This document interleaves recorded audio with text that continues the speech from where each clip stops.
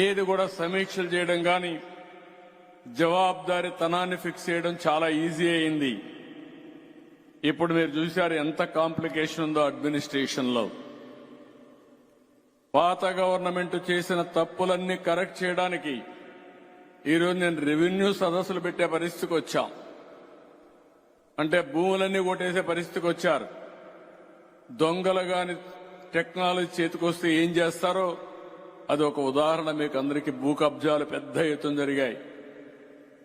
టెక్నాలజీని మిస్యూజ్ చేసి తప్పుడు విధాలు పెట్టి ఒకరి భూమి ఇంకొకరు రాసేసుకుని మొత్తం అంతా కూడా రాష్ట్రం అంతా ఒక భయంకరమైన పరిస్థితి క్రియేట్ చేసి ఒక రోజులో 12,000 పిటిషన్స్ వచ్చాయంటే ఇంకా ఒకరు నెలంతా జరిగితే ఎన్ని లక్షల మంది ఈ ఇబ్బందులు పడ్డారో మీరు గుర్తుపెట్టుకోవాల్సిన అవసరం ఉంది.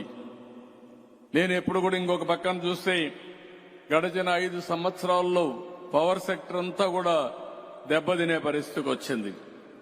పీపీఏలు రద్దు చేశారు.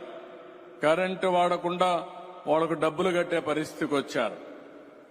ఆ సమయంలో కరెంటు లేదు కాబట్టి 7 రూపాయలు 8 రూపాయలు పెట్టి ఓపెన్ మార్కెట్లో కొనే పరిస్థితికి వచ్చారు. పవర్ స్టేషన్స్ అన్ని సకాలానికి పూర్తి చేయకుండా దానివల్ల కరెంటు ఉత్పత్తి కాకుండా మళ్లీ ఎక్కడెక్కడో అప్పులు చేసే పరిస్థితికి వచ్చారు. అన్ని కూడా తప్పుడు నిర్ణయాలు చేసి అధిక ధరకు కరెంటు కొని ఈరోజు డిపార్ట్మెంటే సంక్షోభంలో పడే పరిస్థితికి వచ్చింది. 9 సంవత్సరాలు 9 సార్లు కరెంటు ఛార్జీలు పెంచి 33,000 కోట్ల రూపాయలు అదనంగా కరెంటు భారం వేశారు. 1,29,503 కోట్ల రూపాయలు డిపార్ట్మెంట్కి నష్టం వచ్చే పరిస్థితి వచ్చింది. నేను అందుకని ఇవన్నీ సమీక్ష చేస్తున్నా.